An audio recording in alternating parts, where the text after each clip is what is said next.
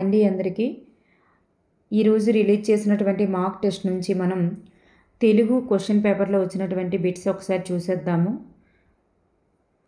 ఇక్కడ మనం చూస్తే ఈ క్రింది పద్యాన్ని చదివి ప్రశ్నలకు జవాబులు గుర్తించండి. అయితే ఆరంభింపరు నీచమానవులు విజ్ఞాయాస సంద్రస్తులై ఆరంభించి భరిత్యజింతుతురు విజ్ఞాయత్తులై మధ్యముల్ ధీరుల్ విఘ్న నిహన్యమాను లగుచున్ దృత్యోన్నతోత్సాహులై ప్రారబ్ధాబ్దములు ఉజ్జగింపరు సుమి ప్రజ్ఞానిధులు గావున్ అని చెప్పేసి ఉంది. ఇందులో మనకి ఉజ్జగింపరు అంటే అర్థం ఏంటి? ఉజ్జగింపరు అంటే చూడండి, ఆరంభించి అంటే ఆరంభించి నీచమానవులంచి పూర్తిగా ఆరంభించరు. నీచమానవులు ఆరంభించి భరిత్య దించుదురు అంటే మధ్యలో విడిచిపెట్టేస్తారనమాట.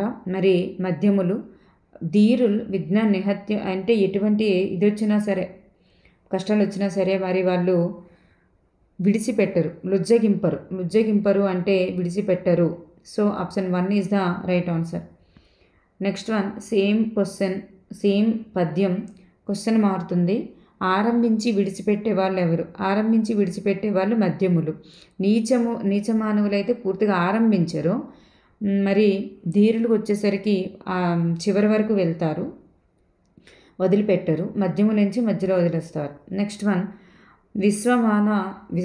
విశ్వనాథ సత్యనారాయణ గారి యొక్క వ్యక్తిత్వ రూపకల్పనలో చెల్లపిల్ల వెంకట శాస్త్రి గారి గురుత్వం కొద్దిగాను, మచిలీపట్నం వాతావరణం మరికొంతగాను ప్రభావం కనిపించిన ఆయన ఆధ్యాత్మిక విశ్వాసాల మీద తండ్రి ప్రభావము, ఆయన కాల్పనిక భావాల మీద భార్య వరలక్ష్మి ప్రభావము బలవత్తరమైనది. ఆధ్యాత్మిక విశ్వాసాల ప్రభావం కలగడానికి కారకులు ఎవరు? చూడండి, ఆధ్యాత్మిక విశ్వాసాల మీద తండ్రి ప్రభావము అన్నారు. కారకులు ఎవరైనట్టు? తండ్రి is the right answer.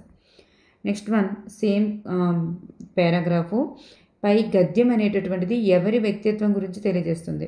Viswanatha Satyanarayana గారి యొక్క వ్యక్తిత్వం గురించి తెలియజేస్తుంది. నెక్స్ట్ వన్, హూంకరిస్తున్నారు. ఇందులో అలంకారం ఏంటి? ఇందులో అలంకారం ఏంటంటే స్వభావోక్తి. అక్కడ స్వభావాన్ని గురించి తెలియజేస్తున్నారు కాబట్టి ఇది మనకి స్వభావోక్తి. అంటే ఇక్కడ స్వభావోక్తి అలంకారం అంటే జాతి, గుణ, క్రియాదుల యొక్క స్వభావాన్ని ఉన్నట్టుగా వివరించడం. అక్కడ ఎలా జరుగుతుందో అవన్నీ కూడా అక్కడ ఉన్నట్లుగా వివరిస్తున్నారు కాబట్టి స్వభావోక్తి అవుతుందన్నమాట. నెక్స్ట్ వన్, పగ ప్లస్ అడగించు అనేటటువంటిది అకార సంధి లేదా అత్వసంధి అవుతుందన్నమాట. అత్వసంధి లేదా అకార సంధి. ఎందుకంటే ఇక్కడ మనకి పగ అనేటటువంటి పదంలో చివర పూర్వపదంలోని చివర పూర్వస్వరం అనేటటువంటిది, పూర్వస్వరంలో అకారం ఉంది. అలాగే అడగించులో మొదటి పదం అనేటటువంటిది అచ్చు ఉంది. అకారానికి అచ్చు పరమైనప్పుడు మనకి అత్వసంధి అనేటటువంటిది వస్తుందన్నమాట. నెక్స్ట్ వన్, సమాపక క్రియ తర్వాత ఉపయోగించేటటువంటి విరామ చిహ్నం ఏంటి? సమాపక క్రియ అంటే ఆ వాక్యానికి పూర్తి అర్థాన్ని ఇస్తుంది. సమాపక క్రియ అనేది చివర వచ్చింది అంటే ఆ వాక్యానికి అది పూర్తి అర్థాన్ని ఇస్తుంది. సో అందువల్ల పూర్తి అర్థాన్ని ఇస్తుంది కాబట్టి చివర ఏముంటుందంటే ఫుల్ స్టాప్ లేదా వాక్యాంత బిందువు అనేది ఉంటుందన్నమాట. నెక్స్ట్ వన్, దీప దిక్కులు చూస్తూ నడుస్తుంది. ఇది ఏ వాక్యం? ఇక్కడ చూస్తూ అనేటటువంటిది ఉంది కదా. సో ఇక్కడ టూ అనేటటువంటివి వచ్చాయంటే అది మనకి శత్రార్థకం అవుతుంది. ఇది మరి వర్తమాన కాలంలో నడుస్తుంది. వర్తమాన కాలిక అసమాపక క్రియ ఏది అంటే శత్రార్థకం. అలాగే చేదర్థకంలో ఎలా రావాలి? చే ఎలాగైతే ఉందో అలాగే టే అన్నట్లుగా రావాలి. క్వార్థకంలో ఏం రావాలి? చేసి, తిని, వెళ్ళి, ఈ అనేటటువంటిది రావాలి ప్రత్యయం. చేసి, తిని, వెళ్ళి అన్నట్లుగా. ఆశ్చర్యార్థకం అంటే ఆశ్చర్యాన్ని తెలియజేసేటట్లుగా ఉండాలి. నెక్స్ట్ వన్, ధనుజులు యొక్క పర్యాయ పదాలు. ధనుజులు అంటే ఎవరు? యాక్చువల్గా రాక్షసులు దాని యొక్క పర్యాయ పదాలు అసురులు. రాక్షసులు, అసురులు.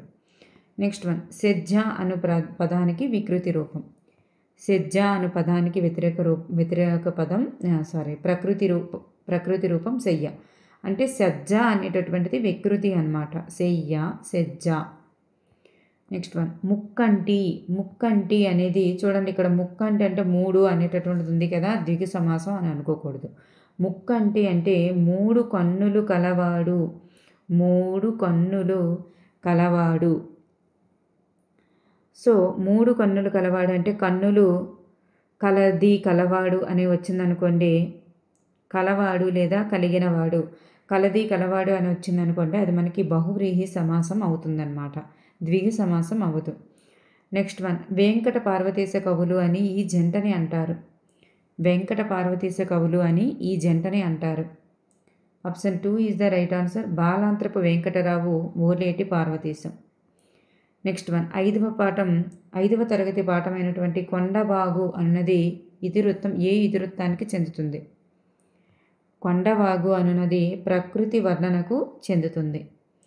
నెక్స్ట్ వన్ భీముడు బండరాయిని అవలీలగా ఎత్తెను. గీత గీసిన పదం ఏంటి? మరి ఇక్కడ ఎత్తెను అనేటటువంటిది క్రియ అవుతుంది, ఎత్తాడు పని జరిగింది కాబట్టి. మరి ఎలా ఎత్తారు? క్రియ యొక్క గుణాన్ని తెలియజేసేది, క్రియ ఎలా జరిగింది దాని యొక్క విశేషణాన్ని తెలియజేసేదే క్రియా విశేషణం. సో అవలీలగా అనేటటువంటిది క్రియా విశేషణం అవుతుందన్నమాట.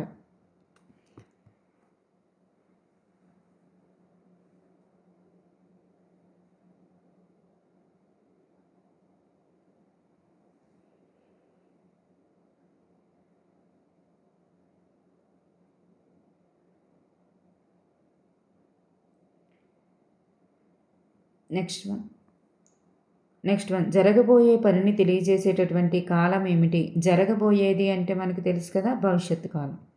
నెక్స్ట్ వన్ పరుష సరళాలు కాకుండా మిగిలిన హల్లులను ఏమని పిలుస్తారు? పరుషాలు సరళాలు కాకుండా మిగిలిన వాటిని ఏమని పిలుస్తాం? స్థిరములు అని పిలుస్తారు, స్థిరములు. నెక్స్ట్ వన్ అపర్ణ పదాన్ని గణాలు విడదీయాలి. అపర్ణ అంటే ఆ అనేది లఘువు, పా అనేది మనకి లఘువు, మరి రా కింద నావొత్తు.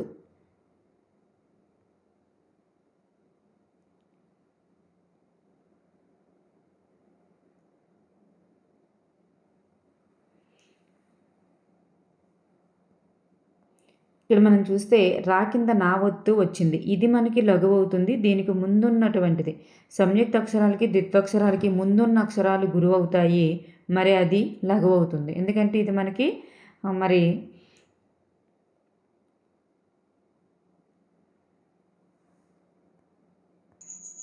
సో ఇక్కడ మనకి right answer is option 1 is right answer. Next one ఆయన డాక్టర్, ఇది ఏ వాక్యం అవుతుంది? ఆయన డాక్టర్. ఇక్కడ మనకి క్రియ అనేటటువంటిది అంటే పనిని తెలియజేసేటటువంటి వర్డ్ ఏమైనా ఉందా అంటే ఏమీ లేదు.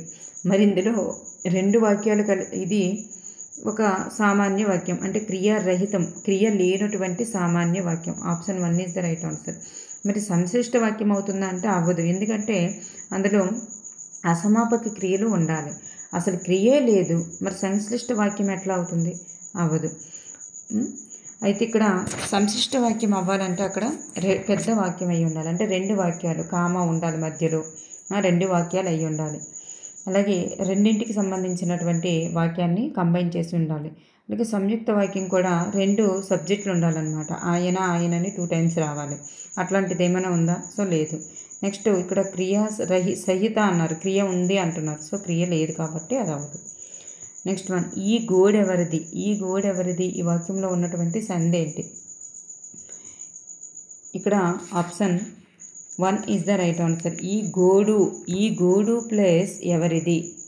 ఈ గోడు ప్లస్ ఎవరిది? ఈ గోడెవరిది అంటే ఇక్కడ మనకి ఉత్వసంధి ఈజ్ ద రైట్ ఆన్సర్ అనమాట. ఈ గోడు ప్లస్ ఎవరిది? ఈ గోడు ప్లస్ ఎవరిది అంటే ఉకారానికి అచ్చుపరమైంది కాబట్టి ఉత్వసంధి అనమాట. నెక్స్ట్ వన్ పదబంధాలలో ద్విగు సమాసానికి ఉదాహరణ. ద్విగు అంటే సంఖ్యకి సంబంధించింది రావాలి. సో ఇక్కడ మనకి option 2 is the right answer. 4 చేపలు, 4 సంఖ్య గల చేపలు. నెక్స్ట్ వన్ బడిలో పిల్లలు కల్లా కపటం తెలియని వారు. అయితే గీసిన పదం ఏమవుతుంది? కల్లా కపటం తెలియని వారు అంటే కల్లా కపటం అనేటటువంటిది జాతీయం అవుతుందన్నమాట, జాతీయం. కల్లా కపటం అంటే తన మనసులో ఏమీ ఉంచుకోకుండా, అంటే మాయా మర్మం తెలియని వాళ్ళు అని అంటారు కదా, ఆ టైప్ అనమాట అది. కల్లా కపటం తెలియని వాళ్ళంటే ఏమీ తెలియని తనం అనే మీనింగ్ వస్తుంది, కాబట్టి అది జాతీయం. నెక్స్ట్ ప, ఫ, బ, భ, మ అనేటటువంటి అక్షరాలు ఏమవుతాయి? ఇవి మనకి ఉపపద్మానీయనం ఓష్ట్యం అంటారు. సో మనకి ఇక్కడ ఓష్ట్యములు అవుతాయి అన్నమాట. నెక్స్ట్ వన్, ఉప్పరము అనగా అర్థం ఏమిటి? ఉప్పరము అనగా అర్థం ఆకాశం. ఆకాశం ఈజ్ ద రైట్ ఆన్సర్.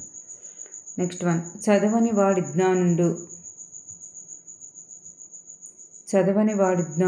అనేటటువంటిది. నెక్స్ట్ వన్ చూస్తే, చదువని వాడి జ్ఞుండగు అనేటటువంటి పద్య రచయిత ఎవరు? ఇది మనకి 5th క్లాస్లో ఉంటుందన్నమాట. 5th క్లాస్లో పద్యాల లెసన్లో ఉంటుంది. మనకి ఇది పోతన రచించారనమాట. పోతన రచించారు అంటే ఇది మనకి ప్రహ్లాదుడు హిరణ్యకశిపుడు సంబంధించినటువంటి ఆ పద్యం అనమాట. అది ప్రహ్లాదుడు హిరణ్యకశిపునితో అన్నటువంటి మాటలు అక్కడ వస్తుందన్నమాట. ఇది option 1 is the right answer.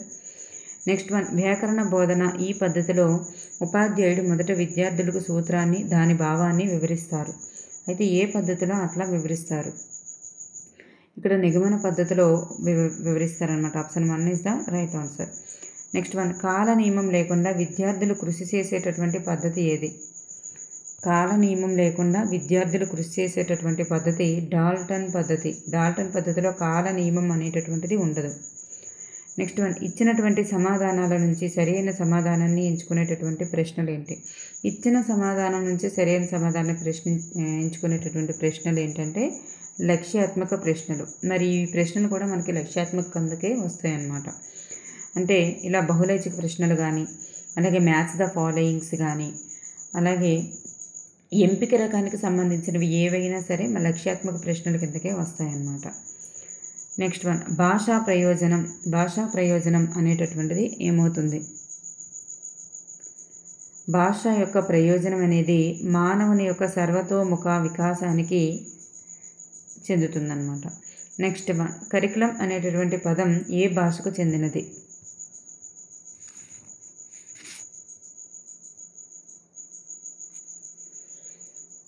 ఏ భాషకు చెందినదంటే లాటిన్ భాషకు చెందినదన్నమాట. లాటిన్.